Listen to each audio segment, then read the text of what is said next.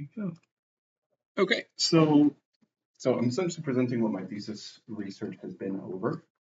So the title that we have right now is Once I Felt I Had a Choice, I Didn't Choose Religion, Qualitative Analysis of Meaning in Religious Duns. We ended up finding a meaning model from doing that. But my name is Cameron Rolwitz. I'm from the University of Houston, Clear Lake. My advisor is Dr. Nicholas J. Shaman. There we go. So I have a roadmap. It's a really long presentation, but I'm going to try and blitz through most of it and get to the important bits of the results and the discussion there. So for the first piece of the literature was kind of the loss of religious identity. So who are religious duns? So religious duns are a growing population within the religious nun category.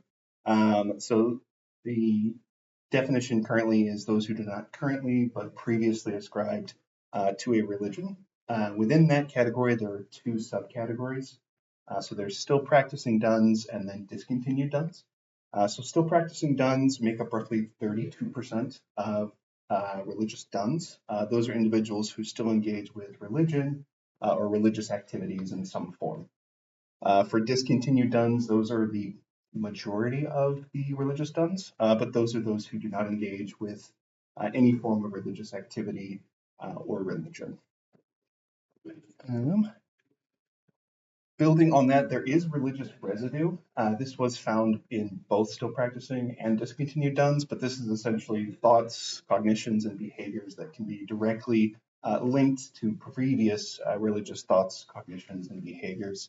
So in a study that Dr. Van Tongeren did, they used moral foundations theory and found that religious duns were more closely aligned with still religious individuals. It's still unclear how the strength of a religious identity prior to the de-identification process and the individual's meaning system correlate with the subcategory of religious dun, and which one they'll end up in following de-identification and re-identification. For identity development, I'm going way back for this, but we have 4 areas of kind of identity status and identity development. So you have what's called identity diffusion, which is where an individual has low commitment to the identity that they have, but they may be experiencing some psychological crises or distress as a result of that low identity commitment. Then you have identity foreclosure, which is high identity commitment, but no psychological crises. This is typically present in people who took whatever social identity that they were raised in or taught that they should go into and do. After that is moratorium. So this is low identity commitment and psychological crises present.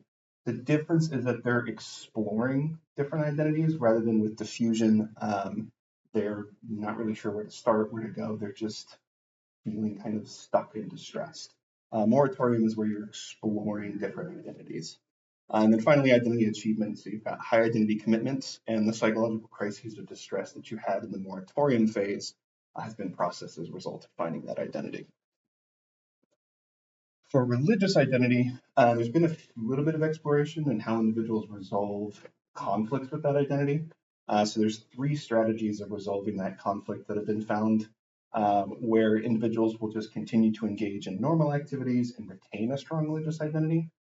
Essentially kind of just ignore the conflict that pops up.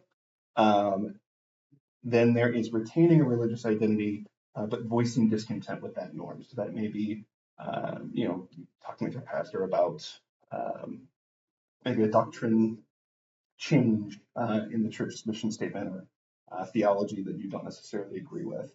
And that can sometimes resolve the stressor just by voicing that concern. However, in the third strategy, so if the individual voices that concern, but the response from the church or the group is not satisfying or fulfilling to that individual, then religious identification will start to decrease. Did those 3 strategies come from Lewis? Yes. So then we move into religious de-identification, which is a model that Dr. Van Tongeren developed in 2021. So there are 4 major dimensions or areas for the model. Most individuals will begin in one, but it typically cascades into the other 3.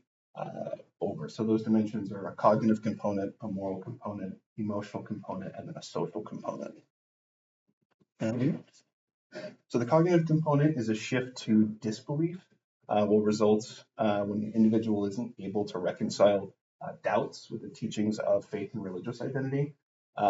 Moral is when there are shifts in morals held, and illustrated in discontinuance of moral behaviors that can be attributed to that previous religion. So an example would be maybe starting to think that proselytizing is not a great idea. They'll disengage with maybe going on mission trips or going out in the community and trying to share their faith. Emotional shifts are kind of a breaking of bonds with the religion itself. So that'll look like you're at church, but you're not really at church. So you're there, but you're somewhere else. You're there because you feel like you need to be, but there's no longer that emotional satisfaction or connection to the services and what's going on there. For social shifts, this is the public disaffiliation with religion. So when you leave the church, say that you're no longer a Christian, and move from that label socially. So each of these are also connected to various struggles. So you have doubt struggles, so just doubting the faith, supernatural struggles, sometimes this is an existence of God or aspects of God, moral struggles, so kind of for a lot of individuals, hypocrisy within the church, having moral values but not acting on those moral values. Interpersonal struggles, so maybe conflict with others in the church as a result of some of the things you're shifting, and then meaning struggles. So if I don't subscribe to Christianity, what do I believe is my meaning and purpose now? And this is the model that Dr. Van Tongeren has developed. So each connect with each other, each feed into each other, but ultimately they all connect up to meaning struggles overall. Which leads to meaning making. So this is the process in which individuals engage with stressors that either contradict or challenge the framework or understanding of their global meaning. And this is largely built on the work of Dr. Crystal Park. So for global meaning, that's defined as the foundational beliefs, values, and goals that an individual may have. And violations of global meaning are distressing, such as a random event. Could be a news report about something happening in another church, or it could be scandals, just variously different things like that. Stressors are typically reframed to reduce distress to ensure that the meaning system remains intact. And it's particularly useful for those coping with traumatic experiences, as Dr. Adden talked about yesterday, actually. So this is the model that she's developed. So you have global meaning, and then situational meaning is more of the everyday lived meaning. And when you have a random event that may conflict with that, you will either find that it's already consistent with your meaning framework and have no distress, or it does present some sort of a conflict and you results in distress, and then you engage with the meaning making process, which is trying to either reframe the event or challenge your existing understanding as a growth opportunity. At that point, then you have meaning made, and you go back into your global meaning system. So for meaning making and mental health, so meaning making is essential to maintaining and developing good mental health. If conflict in meaning is unable to be processed, there's typically a sense of meaninglessness that's experienced, which can result in a loss of a sense of control, depression, anxiety, and then additional stress on top of that. Religion often helps to resolve conflicts or threats to meaning, and the stronger the religious belief and the stronger the traumatic event, the more negative of an impact there is to overall well-being. So essentially, if you have high religious identity and you have a deeply traumatic event, sometimes actually having religious meaning will work against well-being in that instance. So how do individuals resolve this conflict when the threat comes from the meaning system itself? So that was one of the aims and objectives that we have. So the first question that I was looking at was more centered on identity when I began with this. So exploring the connection between the strength of religious identity and meaning making as part of the process of de-identification, and whether they could be predictor variables for the category of still practicing done, or excuse me, the category of religious done an individual will end up in, whether still practicing or discontinued done. So how does this de-identification process impact the severity of mental health struggles associated with leaving a religion? So the thought was the higher your religious identity, the more distressing and more difficult that transition out will be, resulting in increased mental health struggles. In terms of research design methods, so I used semi-structured interviews with an interview protocol to guide. Questions were formatted to approach the research questions from an ethnographic lens. I had 14 participants total. Previous religious affiliations were 2 Catholic, 6 Baptist, 1 Lutheran, 1 Presbyterian, 3 non-denominational, and 1 Methodist. In terms of sampling, I did snowball sampling and convenience sampling. So the age ranges were between 21 and 54 years old across the United States and Canada. I had 4 male and 10 female participants. And then the racial demographics broke down to 10 white, 1 black, 1 Latinx, 1 Asian, and 1 unspecified. For the data collection, I held these through Zoom meetings, recorded the audio only, and then transcribed that over to transcripts. Interview questions were in relation to the connection between religious identity, thoughts, cognitions, and behaviors that remain or have been removed. So some of the questions were, in what ways did religion connect with your identity, and to what extent did having a religious foundation for your identity lessen or worsen these struggles? For data analysis, I sort of used grounded theory, but also kind of blended it with phenomenological analysis. So transcripts were coded using descriptive, emotional arc, and versus coding. The descriptive coding was to get an idea of what experiences individuals were talking about. Emotional arc coding was to determine how their mental health and the emotions they felt as they went through this process were. And then the versus coding was to identify the specific conflicts that they were feeling. So to first understand, oh, I just went through that, cool. Codes were then grouped into categories, and then themes and theoretical constructs up into testing against the existing models, and then building a new model from there. So for the results, this is where we're going to spend the bulk of our time. There's a lot to go through. So there were clear emotional and cognitive processes that were found within the 14 participants interviewed that were consistent across all of them. There was found to be cyclical in nature and had 3 distinct subcycles that combined into a broader cycle. So the meaning cycle, as I've been calling it, takes the previous findings of Dr. Van Tongeren's 2021 model of de-identification and re-identification, as well as Dr. Clark's 2022 model of the assimilation meaning-making process. It combines them and then expands them to include a model of what I've called accommodation, a model of adoption, and then a secondary method of engaging with the assimilation model through what I've called affirmation. So this massive chart is kind of what everything looks like. I have further breakdowns, but this is just kind of the broad overview to highlight. You have one cycle, and then a third cycle, and all of these can then play and check with each other essentially as you're going through this. So the first piece that you start with here is you start with an existing identity and an existing meaning system. When a stressor arises, individuals will embark on the meaning cycle. These stressors can include moral conflicts, social conflicts, cognitive conflicts, and then emotional conflicts. And these stressors match on to Van Tongeren's model of religious leading. So the 4 categories that Dr. Van Tongeren had described, I've translated into stressor categories, basically. And so those are the 4 stressor categories that we have.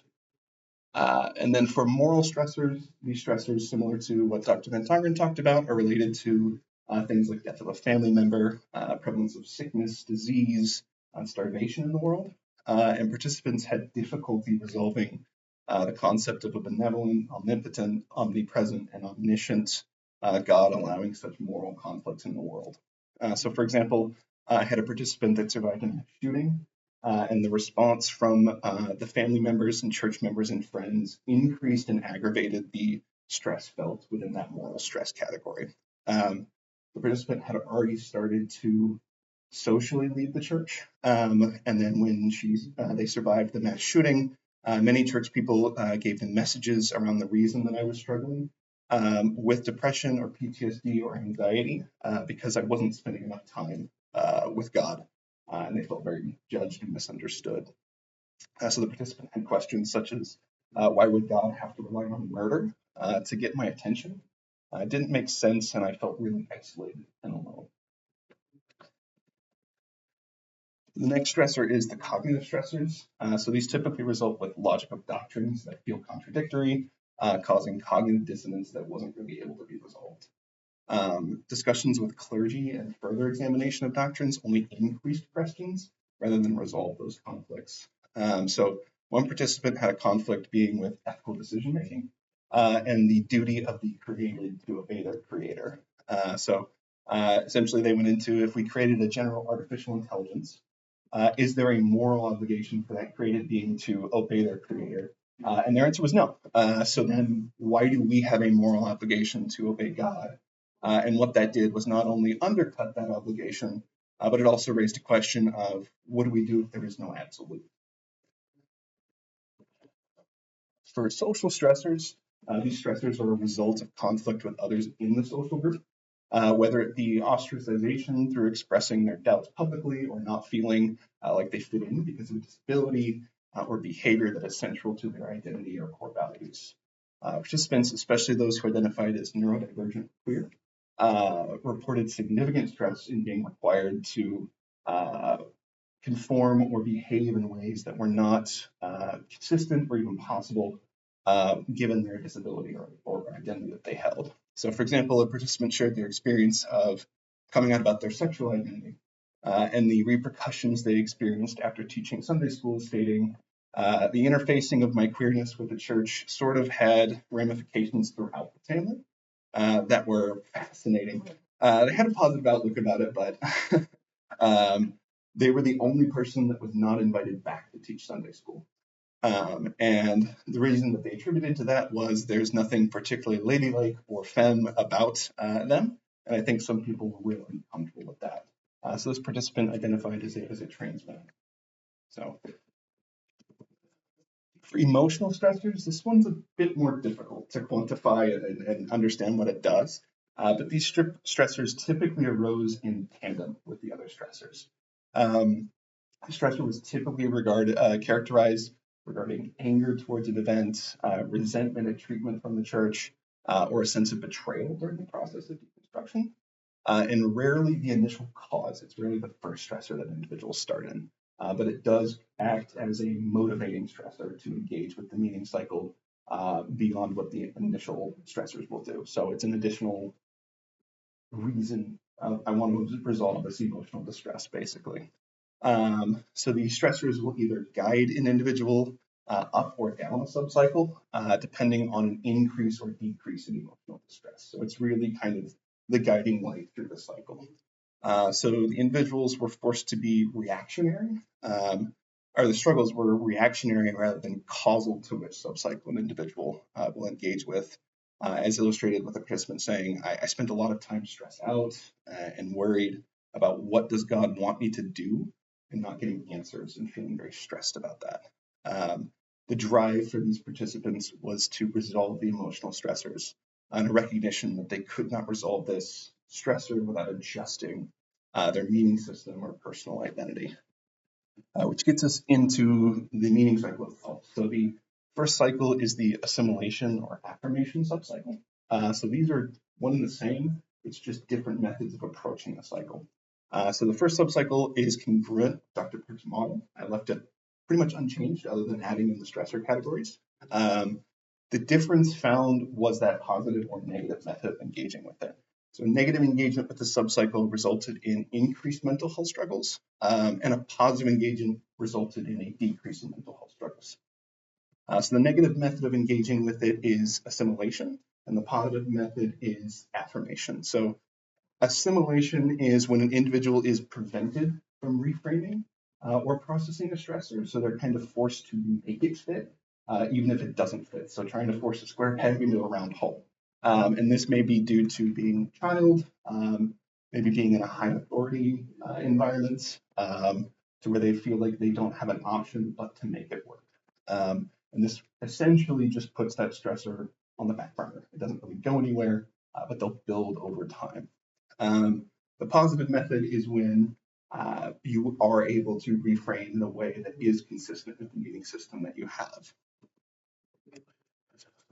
So this is the breakdown of it. So you have the identity meaning system, stressor, and an exploration of your meaning system, whether it's consistent or not. If it is consistent, then you have your stressor that can be processed, and you're back in your identity and meaning system. So for the exploration of the meaning system, so you have a stressor that arises, and there's an immediate engagement and exploration of what does my existing meaning system say. So for a lot of my participants, this was hitting podcasts, reading theological books, reading apologetics, trying to find an answer to the stressor that would make it to where this is consistent with what I already hold to and believe. If they were successful, I have an example. So one participant stated, I openly questioned, and this actually troubled people around me. For me to be questioning was very, very disturbing to them. So this was an example of not being able to resolve that. And then one other example was an individual had some concerns that they went to their youth pastor with, and the answers that they received were not satisfying, causing the individual to withdraw more, resulting in kind of a cat and mouse game, where the youth pastor pursued them more aggressively, and because of that aggression, they pulled even further back. So that then leads to consistency of reframing possible. In those two examples, this would not be possible given the nature of those stressors, but it's the first branching pathway of the meaning cycle.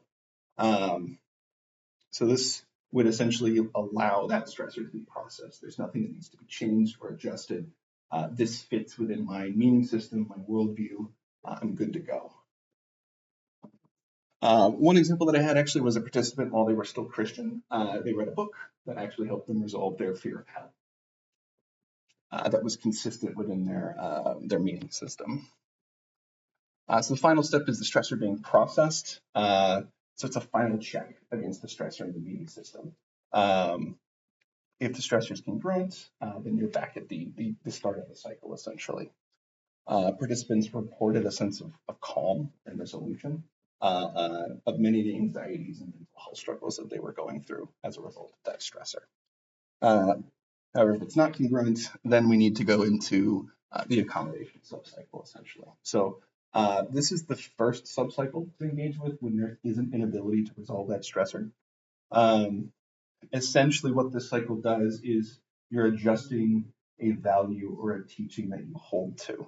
And this is where you would enter into what I've called minor deconstruction. So you're deconstructing a doctrinal belief or a value that you held that is causing conflict with your other values in your meaning system.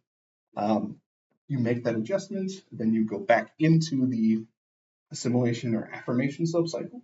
If you can process, great. If not, you're going back into this subcycle, essentially. And this is kind of what this looks like more broadly. So the first three stages are pretty similar, and then you have it not being consistent or congruent. Then you have a sense of meaningless or a lack of belonging or a loss of an identity. And then you're going through minor deconstruction of one of those stressor categories, and then up into the above subcycle, and then back. So for not consistent or reframing not possible, I've covered kind of what that looks like, but it was usually the first step, and it was really difficult. Most of my participants delayed admitting that this is where they were at for a long time, sometimes years. And once they finally did, there was a sense of relief, but also a sense of deep anxiety as a result. So one participant actually was stating that they were desperate, actually threw themselves back into religion, and they were reading every book and every study, anything they could to try and find an explanation that was satisfying. And then when participants found that they needed to adjust their meaning system, there was significant distress. Several of them reported that they were engaging in this step still, not to lose their meaning system, but to find a way to keep it. Keep that broad meaning framework. So this is where participants would maybe shift to a different denomination, or try out maybe including meditation or other practices outside their meaning system to try and resolve that stressor, essentially. So for sense of meaningless, lack of belonging, or loss of identity, when you first get into the accommodation subcycle, you're in one of these. Very rarely do you have more than that. But essentially, there was a loss of connection with the community. So this is where your emotional stressors will start to connect, your social stressors will start to come out. And then for some, a loss of a personal identity. So one participant described that actually deconstructing Catholicism gave them the space to deal with deconstructing the transphobia and homophobia that they had for themselves, but they had to get rid of some of those religious doctrines first to be able to accept their own identity. Because of this, some participants said that they felt they didn't have a space in the church anymore and felt really isolated. They kind of felt like they were an outlier in the group, like their interpretations of the Bible did not match what they were telling them, and so they didn't really feel connected with the people. And finally was if you abandon the concept of there being an absolute, this is what ultimately was tying them most deeply to religion, was an idea of universal absolute truth that can be discovered and understood. So for minor deconstruction, this is when participants are exploring other areas, other denominations, different interpretations. Maybe they try and do hermeneutic to understand what they're trying to process. And it is useful for testing their meaning system in new contexts. So that shift to a different denomination will have those pieces there. One participant actually called this their rebound religion. They were Catholic and then they went to Methodism. They actually enjoyed Methodism quite a bit, but there were still aspects of Catholicism that they missed, such as the high church environment, structure, everything like that. But and other participants, this is where you find people kind of church hopping, or now online, searching YouTube for sermons that have been uploaded by various churches. So there's a deep sense of need and desire to hold on to their broader meaning system and just find a way to make it work. And then you have the engagement with the assimilation or affirmation subcycle. So as you go deeper, the cycles above serve as checks of what you're doing and the meaning making that you're doing. And so if that adjustment fails, then you have typically a new stressor. So for example, if you adjust a moral belief, you're public about that in church, you've received social backlash, now you have a social stressor. As well as that can then become cognitive stressors. They can build on each other if those fails continue, or those checks continue to fail. If they're successful, then some people will just stay there, like my parents, for example. They moved over to a different denomination. They went through this check. Everything came back good, and they're happy with their meaning system right now.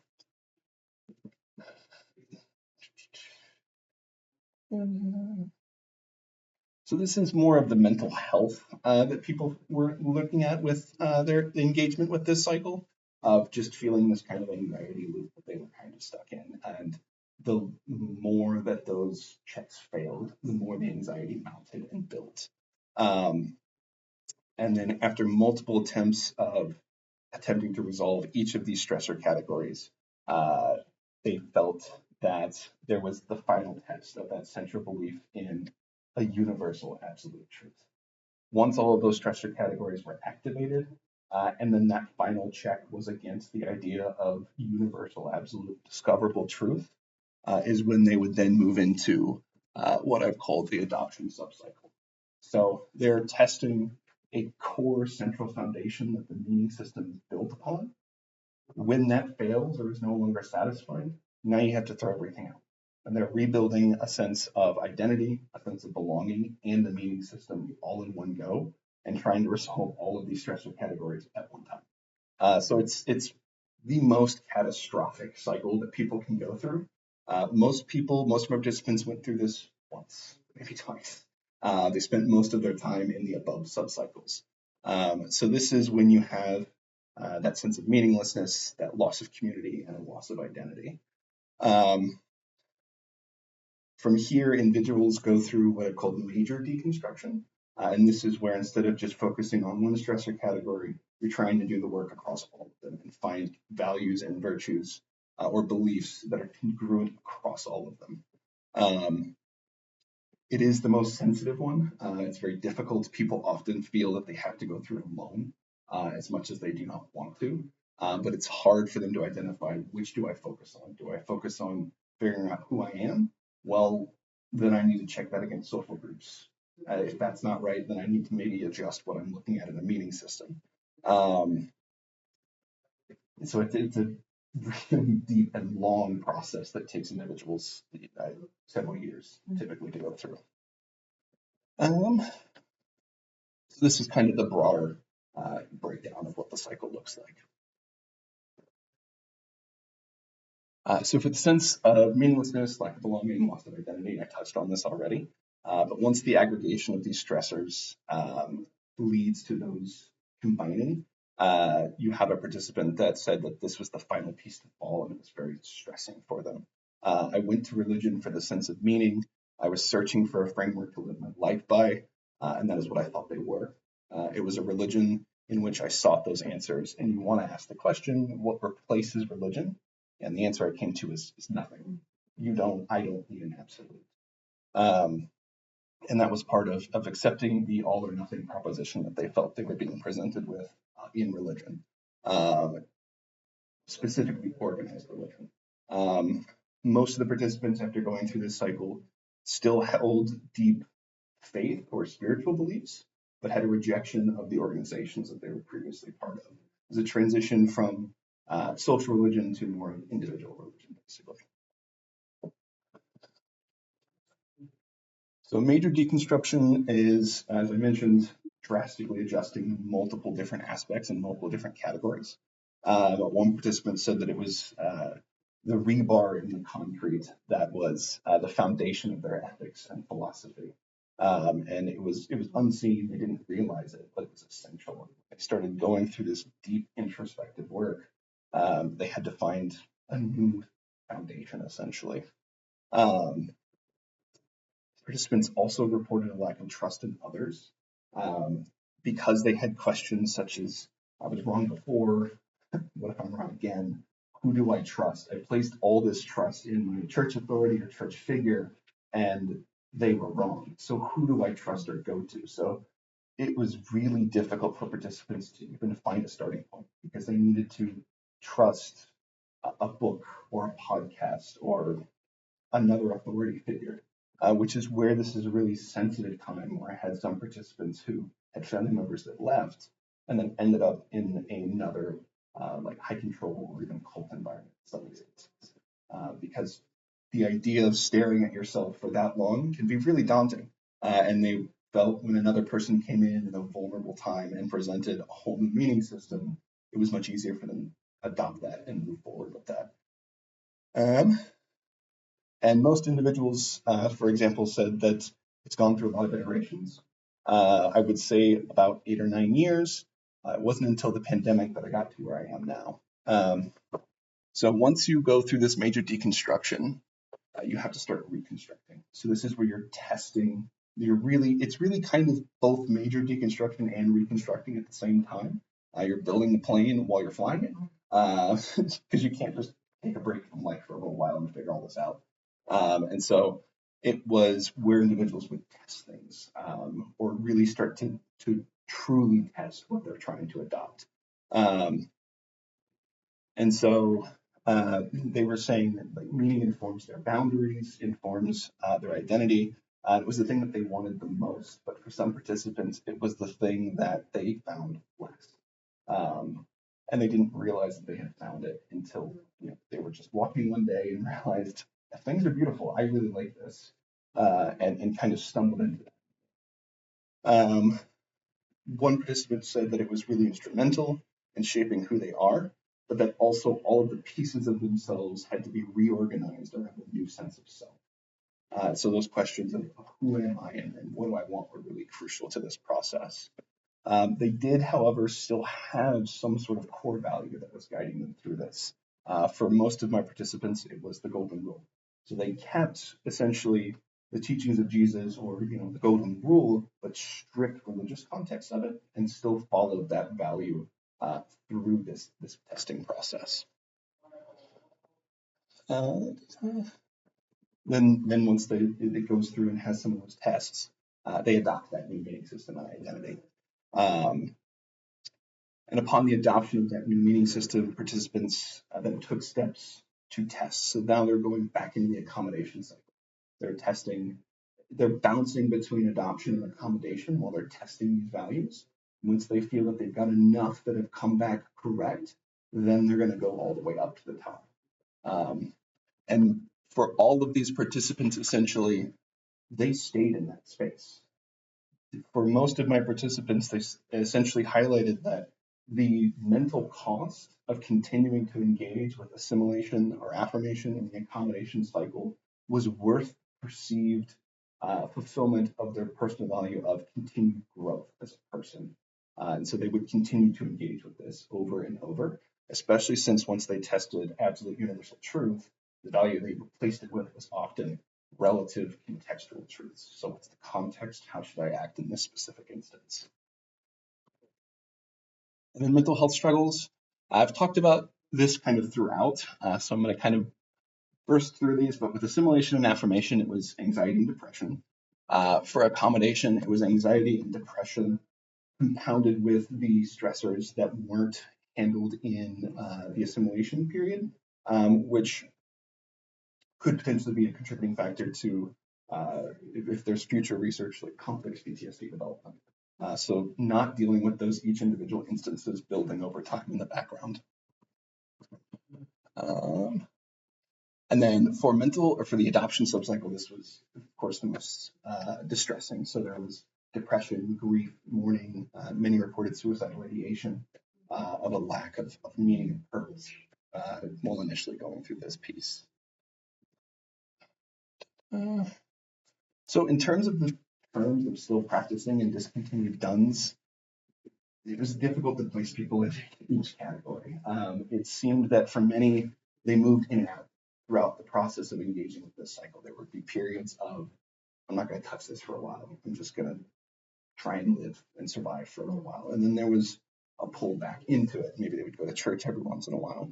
And so I'm recommending essentially more research into looking at this more of a spectrum that people engage with that changes over time. So I do have a vignette, but I'm running out of time, so I'm going to blast through it. So based on notes and quotes of an individual, we can try and figure out where they are and where they're going. So the client expressed they feel their worldview has been shattered.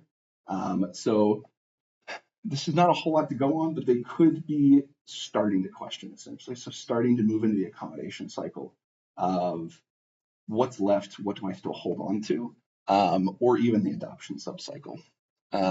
So they felt that they had safety and security as a child, but it was shattered when parents contemplated divorce and their religious worldview was shaken due to social ramifications of this public display of contemplating divorce. And then they were struggling with the idea that they were thriving when they shouldn't be. So the client discussed this feeling familiar in the way they recalled their upbringing with parents and religion and always expecting severe consequences for poor choices. So the idea essentially that they may have been doing something that in their previous tradition was considered immoral, but there was no punishment that was brought forth by divine intervention or anything like that. So a lot of conflict within these values of what are they doing? Why are people okay with what I'm doing socially when previously this was not okay? So this would be kind of still exploring somewhere in the accommodation subcycle still.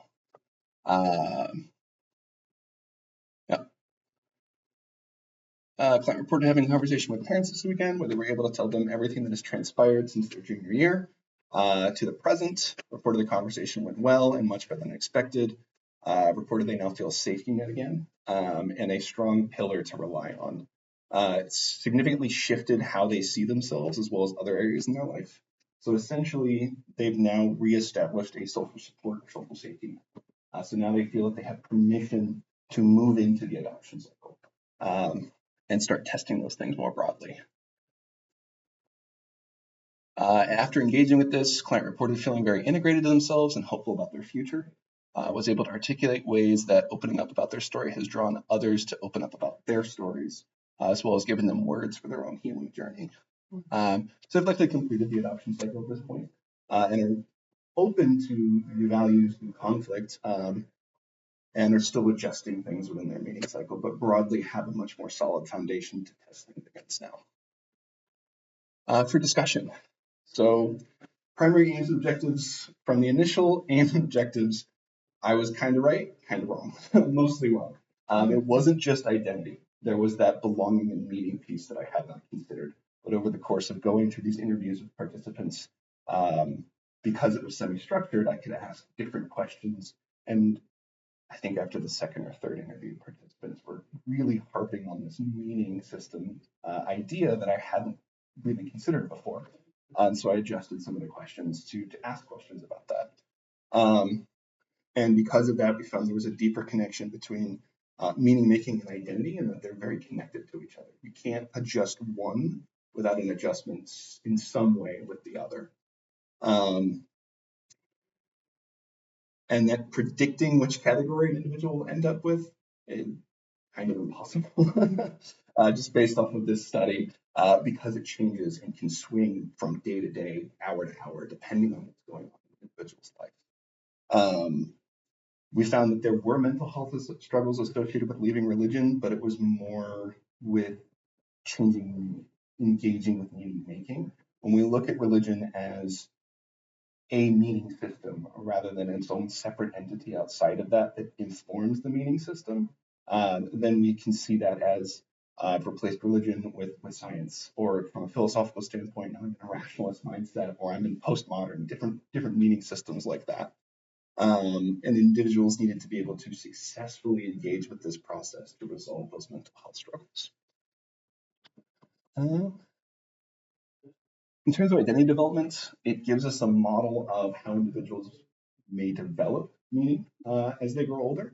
And future research can kind of look into where children or adolescents would be in that stage. We know that in the adolescent stage is when you're starting to test things. So this would be where individuals or children or adolescents would be more in the accommodation cycle, more likely. But there's a lot of research that we can do tying human development with this model, as well as identity development with this model.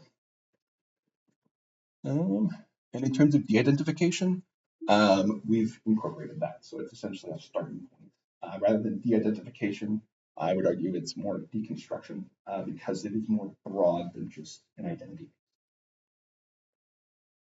In meaning making, we've got a whole new model that people can engage with that incorporates the existing frameworks and expands on it pretty significantly. And for mental health, as we found with participants, engaging with this was both distressing, but the essentially in a cost-benefit analysis from my participants, it was worth it to get the eventual resolution of these struggles. For applications, clinical psychology, for clinicians to understand where someone is within a quick 45-minute intake interview, and if they have this model in the back of their mind, they can know where someone's going to go, maybe suggest resources and help guide them through this. One of the things that could be useful is looking at integrating this with cognitive behavioral therapy or positive psychology, or even developing a separate framework that focuses on meaning making as a way of resolving mental health issues. Developmental psychology, we talked about that. Meaning and existential psychology. So while this is a model, this is really based research. It would be great if we could do quantitative studies to test each of these pieces. What does this look like in practice? What's the numbers of reported anxiety and depression depending on where someone is in these specific cycles? And how can we see how this is quantitatively being reflected in an individual's life? It also answers a lot of the questions that the first Congress on the Construction of Personal Meaning in 2014 had. I think they had 7 or 8 questions. One was looking at, can we or should we develop an integrative model of meaning making? And then what is the relationship between global meaning and situational meaning? And then how does meaning relate to various virtues or strengths envisioned by positive psychology, world religions, or other ethical frameworks? From this model, they're all kind of on the same playing field. It just depends on which one fits personal values the most. Yeah. And then for sociology, There's the idea of rational choice framework, which assumes that people typically make a rational choice, but we are irrational and non-rational beings. So this could be used in sociological frameworks to explain social movements, why they continue, why they stop, because you could essentially say that once legislation gets passed, that is a positive check in the affirmation cycle. There's nothing left to do. Or for others, that may not be enough, so they continue in those social movements. For cross-disciplinary, there's a lot that we can do across all the different disciplines with this. I would like to see an interdisciplinary study that kind of combines these elements across the lifespan and does it in a longitudinal way. For clergy, how do you engage with someone that brings you doubts? One of the things that I would recommend is giving them space to question, and then don't assign values based on what they find in their own personal journey. It's not bad or good, it's just different, which is difficult when you're dealing with absolute universal truth. So I've seen it done in some churches where someone brings up a concern and the faith leader just lets them explore, and regardless of what answer they come back with, as long as it's not a violation of core beliefs such as, I think it's okay to murder people, you can typically coexist in the same religious space. Limitations, so there's reliance on oral histories, which can be difficult given memory is highly fallible. And then the focus on Western participants, specifically ex-Christians. I'd like to see how this plays out in Western frameworks, where identities, it's more of a collection of identities rather than individualistic central identity as in Western cultures. And then my own bias. The vignette was me. That was everything that I went through in leaving my own religion growing up. And that could impact how I've interpreted these things. So future research, again, with the quantitative analysis of this, could really test it in a more agnostic way of potential influence, as well as increasing the sample size. It was pretty low. It was really difficult to get people to talk about this. And then potentially having a researcher who hasn't gone through this process from a religious framework at least. Conclusion, we have a good model now, potentially. We need to test it extensively, but this could be really helpful in guiding some of the frameworks of research that we're doing across multiple different disciplines, and especially focusing on how this impacts mental health and well-being overall. And then acknowledgements. So my advisor, Dr. Shaman, my qualitative assistant, my qualitative researcher professor, Dr. Cuevas, Dr. Pagoda has been editing a lot of this. Dr. Dwayne Larson, who first introduced me to meaning making as an idea. Dr. Mary Bramler, she talked about more of the language around religious hurt, and then participants in my study. So that's everything that I have. And I'm a little bit over time, but if you have questions, I don't necessarily have anything that I need to run to. So any questions or insights or clarifications I can give? That was a lot. It really struck me that, the importance of relationship, even in your recommendations of clergy engaging with people and not leaving relationship behind when people are working through this, and how technology allows people to dip into services and try things out without necessarily being in person, of taking that next step of connecting in person, of how much people after COVID, during COVID, can try things out without really connecting until they're ready. Yeah. So that phase, it seems that process can really be years as people try different things out, many different things out. Works for that. Yeah. And especially with like online communities and social media, subreddits. Subreddits, yeah. That's 10 years ago we wouldn't have seen subreddits on here as a support. Yeah, I mean, my method was going to have first books and going straight to the religion section and buying whatever I could find that sounded interesting. But for others, it was going to those online communities. So it really does give you a method of testing, and then also resource sharing, because that trust barrier isn't necessarily an issue anymore, because you're all in the same boat. You're all going through the same thing. You may trust the resource they're giving you, but you're still testing it on your own level. So that versus, a pastor gives you a tract or a book and you're immediately kind of like, So it kind of skips through that trust building that's necessary to start being able to be a resource for someone during this. Cameron, I've got fantastic comprehensive work. It's so impressive. I have a sort of comment and a question. The first, and we talked a little bit about this yesterday, it struck me, but this idea of how sort of the crisis of meaning, that might be overstated, is implicit or enacted by the meaning system itself. And it reminded me of sort of some deconversion scholars who propose this idea of how, especially in sort of Protestant traditions, leaving Christianity can be understood as implicit in the system, in the sense of this value of pursuing and seeking truth. Yes. And then acting on that regardless of the sort of consequences. Right. That idea is implicit in the very system that some individuals decide to leave. So I'm always sort of struck by that idea and how pervasive, and to your points you made, at the core of what this experience is like. My question is around sort of this idea of stressors. So, and I may have missed this, my apologies, but do your findings, does the model, or how does the model incorporate very low level stressors that would not be seen or defined or even experienced as crises?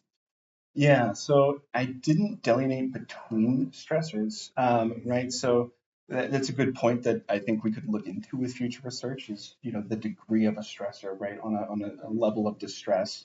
And it's when essentially I would say from this model, if it's a low level stressor, then you should be able to stay within that affirmation cycle in some way, or even a quick run through the accommodation cycle. Thank you. To where it's a quick adjustment. And that's kind of what I saw with my participants was after they went through that big upheaval, getting through the affirmation and accommodation cycle, even with a small stressor, was like 5 minutes. It took them a very little amount of time to, okay, in this context, I'm going to make this adjustment in my value. And so their values and core foundations became much more malleable to where low-level stressors were much easier to engage with, and the stress itself of engaging with that cycle was reduced significantly to where it was almost, oh cool, a stressor, I get to go test this. And they kind of like staying in that flux. So they build a framework that is almost intentionally able to handle anything being thrown at them, and they look at it instead of being like, oh crap, I have to go through this all over again. It's, oh cool, an opportunity to learn something. So that's more consistent with what Dr. Park was saying with the assimilation cycle of, oh, this is a growth opportunity. So it's more of a positive approach to it rather than this is threatening my core sense of self and who I am and what I believe. Doesn't mean that there won't necessarily be bigger stressors later on that will do that, but for low-level stressors, it seems like participants were looking at it more of suite of growth opportunity. This is a cool thing I get to engage with now rather than, oh great.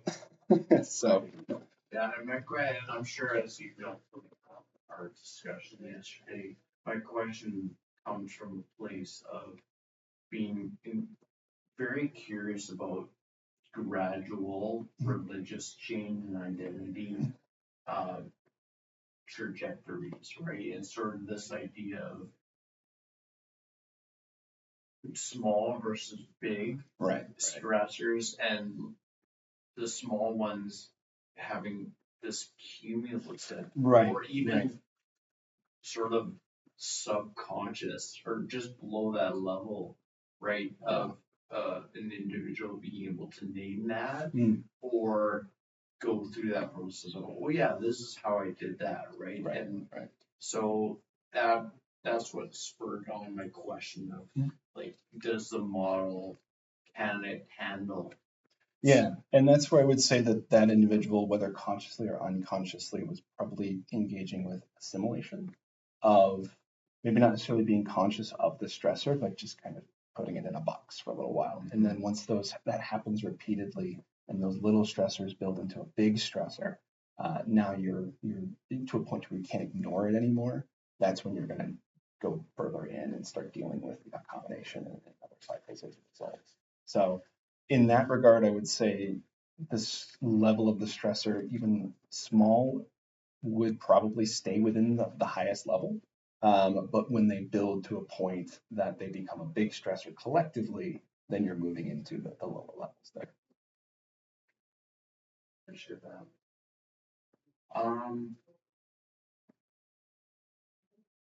What was that?